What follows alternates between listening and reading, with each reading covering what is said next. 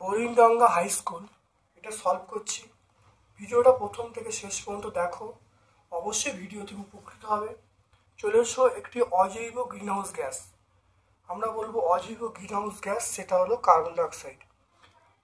তাহলে হলো অজৈব গ্রিনহাউস গ্যাস, সেটা আমরা বলবো CO2 বলবো, আর জৈব হলে মিথেন হতো। তারপর দেখো মৌলগুলির মধ্যে কোনটা চ্যালকোজেন মৌল, তাহলে আমরা চ্যালকোজেন মৌল আমরা বলবো সেটা সালফার। সালফার হলো চ্যালকোজেন মৌল। কোন বর্ণের আলোর বিক্ষেপণ ক্ষমতা সর্বাধিক, তাহলে বিক্ষেপণ ক্ষমতা সবচেয়ে বেশি, তাহলে বিক্ষেপণ ক্ষমতা সবচেয়ে বেশি আমরা বলবো বেগুনি। তারপরে দেখে নাও কোনটি আয়নীয় যৌগ, আয়নীয় যৌগ আমরা বলবো Ki। উষ্ণতা স্থির রেখে গ্যাসের আয়তন যদি n গুণ করা হয়, চাপ কত গুণ হবে,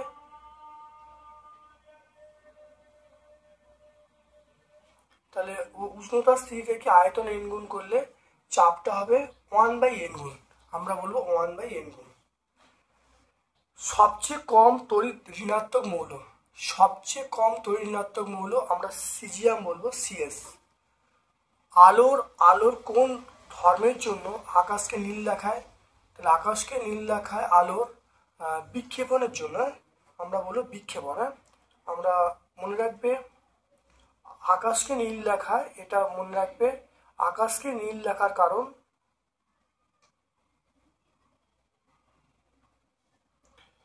আমরা বলবো সেটা হলো বিক্ষেপণের জন্য। আকাশকে নীল দেখার অন্যতম কারণ আমরা বলবো বিক্ষেপণের জন্য। এবার চলে এসো 2-এর দাগের প্রশ্নে চলে এসো। 2-এর দাগের প্রশ্নে দেখো মানুষের দীর্ঘদৃষ্টি প্রতিকারের জন্য আমরা কি করব, উত্তল লেন্স ব্যবহার করব। উপযুক্ত ফোকাস দৈর্ঘ্যের আমরা উত্তল লেন্স ব্যবহার করব। কৃত্রিম উপগ্রহ স্থাপনের জন্য বায়ুমণ্ডলের কোন স্তর ব্যবহার করা হয়, এটা আমরা বলবো এক্সোস্ফিয়ার, আমরা বলবো এক্সোস্ফিয়ার।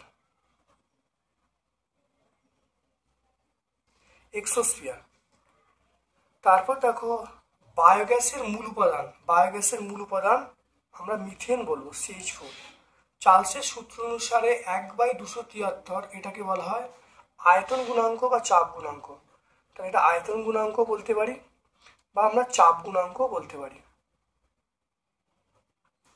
মুদ্রা ধাতুগুলির দীর্ঘ পর্যায় সারণীতে কত নম্বর শ্রেণী থাকে, সেটা আমরা বলবো 11 নম্বর শ্রেণী, আমরা বলবো 11 নম্বর শ্রেণী থাকবে। মোটর গাড়ির হেডলাইটে আমরা কোন দর্পণ ব্যবহার করব, আমরা বলবো অবতল দর্পণ। হেডলাইটে আমরা ব্যবহার করব অবতল দর্পণ। লেন্সের আলোক কেন্দ্র কাকে বলে,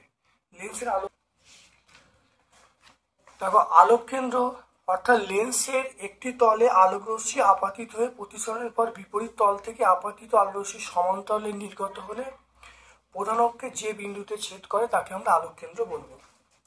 এটা পেজ নাম্বার 42-এ পেয়ে যাব। এটা আমরা ভট্টাচার্য ব্রাদার্সের বইয়ে 42 পেজে পাবো। এমন একটি যৌগের নাম লেখো যা গ্যাসীয় অবস্থায় সমযোজী এবং গোলীয় অবস্থায় তড়িৎ পরিবহন করে, এটা বলবো হাইড্রোজেন ক্লোরাইড HCl, আমরা বলবো হাইড্রোজেন ক্লোরাইড। 30 ডিগ্রি সেন্টিগ্রেড এবং 300 কেলভিন এর মধ্যে কোনটা তাপমাত্রা বেশি, অবশ্যই আমরা বলবো 30 ডিগ্রি সেন্টিগ্রেডের তাপমাত্রা বেশি। কেন, 30 ডিগ্রি সেন্টিগ্রেড মানে 30 + 273, তাই এটা আমরা বলবো 303 কেলভিন। আর কি বলা আছে দেখো 303, এটা বড় কার থেকে, এটা বড় দেখো 300 কেলভিনের থেকে। আর একটা তাপমাত্রা দেওয়া আছে 300 কেলভিন, তাহলে আমরা বলা আছে 303 কেলভিন বড় কত, 30 কেলভিনের থেকে। 303 কেলভিন বড় কার থেকে, 300 কেলভিনের থেকে, তাহলে কোনটা বড়, তাহলে 30 সেন্টিগ্রেডটা বড়।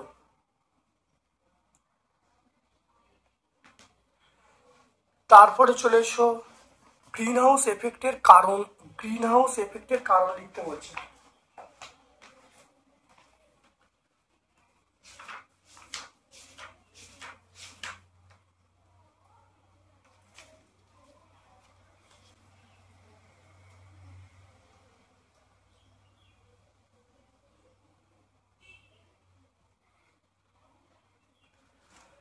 দেখো, বিশ্ব উষ্ণায়ন বা গ্রিন হাউস এফেক্টের কারণগুলো এক হলো জীবাশ্ম জ্বালানির ব্যাপক ব্যবহার, নাম্বার 2 হলো ক্রমাগত গাছ কাটা, নাম্বার 3 হলো বায়ুতে যে green house gas CFC, methane, nitrogen এগুলো ক্রমাগত বৃদ্ধি পাওয়া। এই 3টে পয়েন্ট বললেই হবে। তারপর দেখো, বয়েল চার্লস অ্যাভোগাড্রো সূত্র থেকে প্রমাণ করতে বলছে পিভি সমান এনআরটি। এখানে আমরা পাই ভি প্রপোর্শন 1/p যখন টি আর এন কনস্ট্যান্ট। চার্লস সূত্র অনুসারে আমরা পাই ভি প্রপোর্শন টি যখন পি আর এন কনস্ট্যান্ট। আর দেখো, অ্যাভোগাড্রো সূত্র থেকে পাই ভি প্রপোর্শন এন যখন পি টি কনস্ট্যান্ট। তিনটেকে একসঙ্গে করলে আমরা বলবো V proportion N T by P, তাহলে আমরা বলবো পিভি ইকুয়াল টু এনআরটি। দেখে নাও, এটাই হলো আদর্শ গ্যাসের সমীকরণ। পর্দা সারণীর বাম থেকে ডান দিকে গেলে মৌলগুলোর আয়নাইজেশন শক্তি কিভাবে পরিবর্তিত হয়। পর্দা সারণীর দেখো, বাম থেকে ডান দিকে গেলে পরমাণু ক্রমাঙ্ক বৃদ্ধি পায়, ফলে ধনাত্মক আধান বৃদ্ধি পায়, ফলে আমরা দেখো তড়িৎ ঋণাত্মকতা বৃদ্ধি পায়। আর চলে এসো আয়নাইজেশন শক্তি। আয়ন শক্তি দেখো, বাম থেকে ডানে গেলে পরমাণু ক্রমাঙ্ক বৃদ্ধির সাথে সাথে নিউক্লিয়াস আকর্ষণ ক্ষমতা বৃদ্ধি পায়, ফলে আয়নন শক্তি বৃদ্ধি পায়। দেখতে পাচ্ছ, তাহলে 101 পেজ আমরা পেয়ে যাব।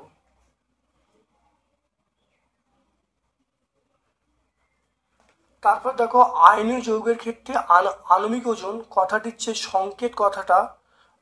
সংকেত ওজন কথাটা বেশি যুক্ত কেন, দেখে নাও। মানে এখানে দেখো, সোডিয়াম ক্লোরাইড দিয়ে বলা আছে, সোডিয়াম ক্লোরাইড একটা আয়নীয় যৌগ, তাহলে এই উত্তরটা লিখলেই কিন্তু আমরা পেয়ে যাব। মানে মেন কথাটা হলো যে আয়নীয় যৌগগুলো ওই ক্যাটায়ন অ্যানায়ন কুলম্বীয় বলের দ্বারা কিন্তু পরস্পর যুক্ত থাকে। আর বিচ্ছিন্ন অন্য কোনো অস্তিত্ব না থাকায় তাহলে আমরা বলবো আণবিক ওজন কত অর্থহীন। সেই জন্য আমরা আয়নীয় যৌগে আণবিক ওজনের পরিবর্তে আমরা কি বলবো, সংকেত ওজন কথাটা বলবো।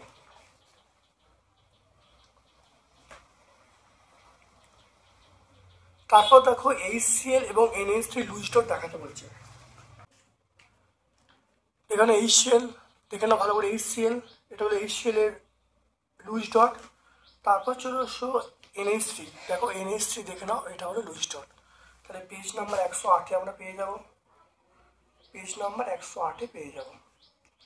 উত্তল লেন্সের প্রধান অক্ষের ওপর এফ এবং 2F এর মধ্যে বস্তু রাখলে প্রতিবিম্বের গঠন রেখাচিত্রে দেখাতে বলেছে। এফ এবং 2F দেখে নাও, এফ এইটা, 2F এইটা, এর মধ্যে বস্তু রাখলে প্রতিবিম্বটা কেমন হবে। প্রতিবিম্বটা বস্তু সাপেক্ষে উল্টে যাবে, অবশিষ্ট হবে, আর অবশ্যই বিবর্ধিত হবে। দেখতে পাচ্ছ, তাহলে এই ছবিটা তোমরা এঁকে দেবে। তাহলে পেজ নাম্বার 50 আমরা উত্তরটা পাবো। চার্লসের সূত্র থেকে পরম শূন্য উষ্ণতা ধারণা দিতে বলছে।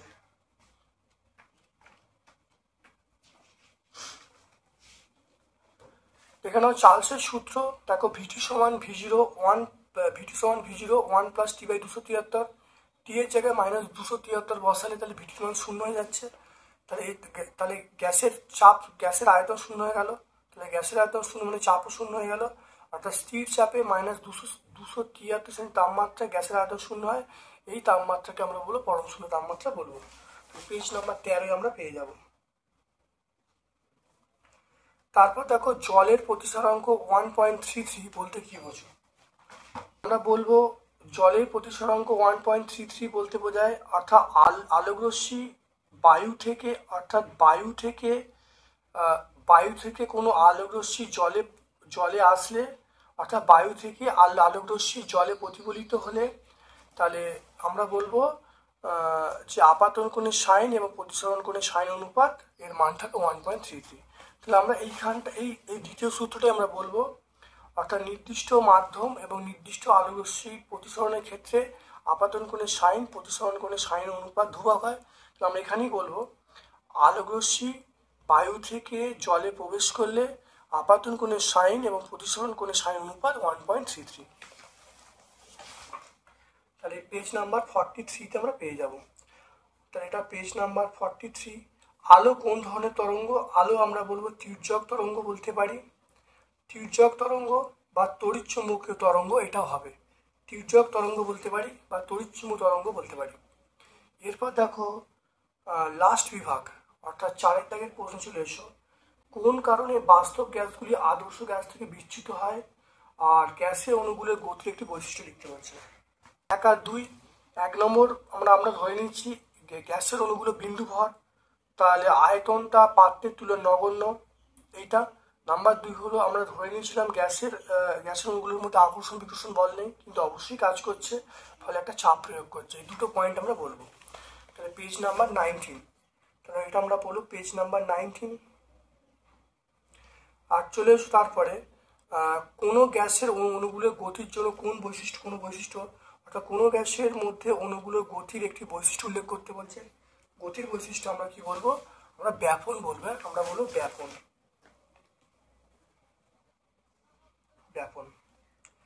তারপর দেখো 4.2 চলে এসো, হাইড্রোজেনকে দীর্ঘ পর্যায়সারণী 17 নম্বর শ্রেণীতে রাখার পক্ষে এবং বিপক্ষে যুক্তি দেখাতে বলছে। নম্বর মানে আমরা বলবো হ্যালোজেন সাদৃশ্য দেখো, অর্থাৎ এটা হলো 1 নম্বর অধাতব, 1 নম্বর হলো হ্যালোজেনের মতো হাইড্রোজেন হলো অধাতব মৌল। নাম্বার 2 হলো ফ্লুরিন ক্লোরিনের মতো দ্বিপরমাণু গ্যাসীয় মৌল। 3 নম্বর হলো হ্যালোজেনগুলি ধাতুর সঙ্গে বিক্রিয়া করে হ্যালাইড গঠন করে, আমরা এগুলো বলবো সাদৃশ্য বলবো। আর বৈসাদৃশ্য হলো দেখো হাইড্রোজেন হলো তড়িৎ ধনাত্মক মৌল, কিন্তু হ্যালোজেন হলো তড়িৎ ঋণাত্মক মৌল। আর আরেকটা দেখো হাইড্রোজেন হলো বিজারক দ্রব্য, আর একটা হলো হ্যালোজেন দেখো জারক দ্রব্য। দেখতে পাচ্ছ? এটা 100 পেজে আমরা পাবো, পেজ নাম্বার 100 আমরা পাবো। তারপর দেখো 4.3 দেখো 152 সেমি এইচজি চাপে 8 গ্রাম কোনো গ্যাস 27 সেন্টিগ্রেডে 2 লিটার আয়তন দখল করলো, গ্যাসটির আণবিক ভর নির্ণয় করতে বলছে। 4.3 চলে এসো।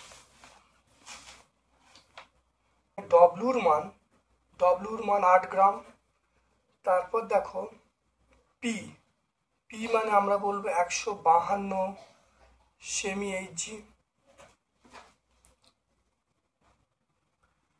তাহলে 152 সেমি এইচজি এটাকে আমরা বলবো, তাহলে 152 তার থেকে 76 দিয়ে ভাগ করব, এটা অ্যাটমসফেরিক প্রেশার আমরা পেয়ে যাবো, পি এর মানটা পেয়ে গেল। তারপরে চলে এসো টি এর মান। টি মানে বলা আছে 27 প্লাস 273 কেলভিন, এটা আমরা বলবো 300 কেলভিন বলবো। তো এটা আমরা 300 কেলভিন বলবো। আর আয়তন ভি মানে 2 লিটার বলবো।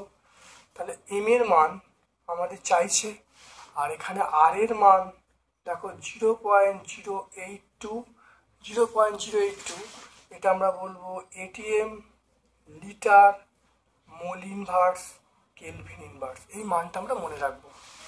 এবার দেখো আমরা জানি পিভি ইকুয়াল টু এনআরটি, তাহলে এখান থেকে আমরা বলবো পিভি ইকুয়াল টু এন মানে ডব্লিউ বাই এম আরটি। এখান থেকে দেখো এম এর মান চাইছে, এম মানে ডব্লিউ আরটি বাই পিভি।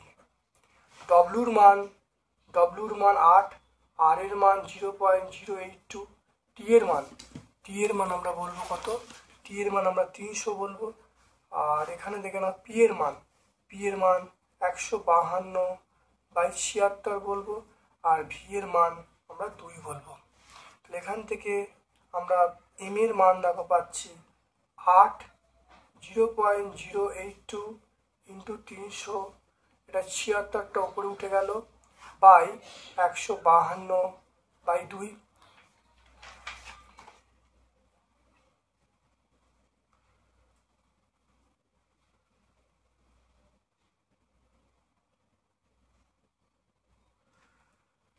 তাহলে এটা দেখে নাও, কাটাকুটি করলে এটা 2 আসছে, এটা দেখো 4, এটা কাটাকুটি করলে 2, তাহলে এটা দেখো এম এর মানটা আমরা পেয়ে যাব, এম এর মানটা আমি এখান থেকে পেয়ে যাব দেখো 49.2। তাহলে এম এর মানটা আমরা পেয়ে যাব এম সমান নিয়ারলি ইকুয়াল টু 49। তাহলে অতএব গ্যাসের মোলার ভর 49 গ্রাম পার মোল। তাহলে মোলার ভর কত হবে 49 গ্রাম পার মোল। দেখে নাও ভালো করে, খুব ভালো করে দেখে নাও। এখানে দেখো আমরা জানি পিবি সমান এনআরটি, এন এর জায়গায় ডব্লিউ/এম, এখানে এম এর মান বার করছি, বার করে প্রত্যেকের দেখো মান বসাচ্ছি, বসিয়ে দেখো ক্যালকুলেশন করে উত্তর পাচ্ছি 49.2, 49.2 মানে প্রায় 49। তাহলে গ্যাসের মোলার ভর কত হবে 49 গ্রাম পার মোল।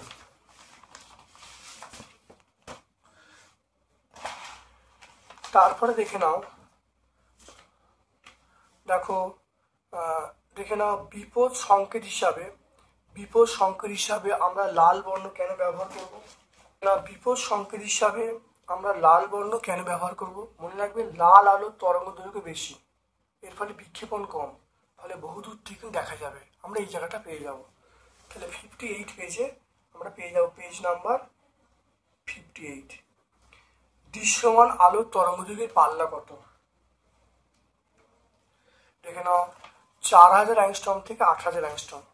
তাহলে আমরা কত বলবো 4000 অ্যাংস্ট্রম থেকে 8000 অ্যাংস্ট্রম। তারপর দেখে নাও প্রমাণ করো ডেল্টা সমান I1 + I2 - A1।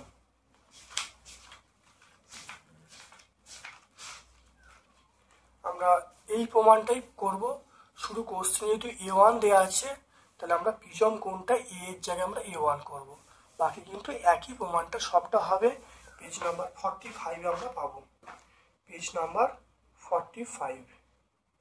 তারপর চলে এসো নিষ্ক্রিয় মৌলগুলিকে শূন্য শ্রেণীর মৌল বলা হয় কেন?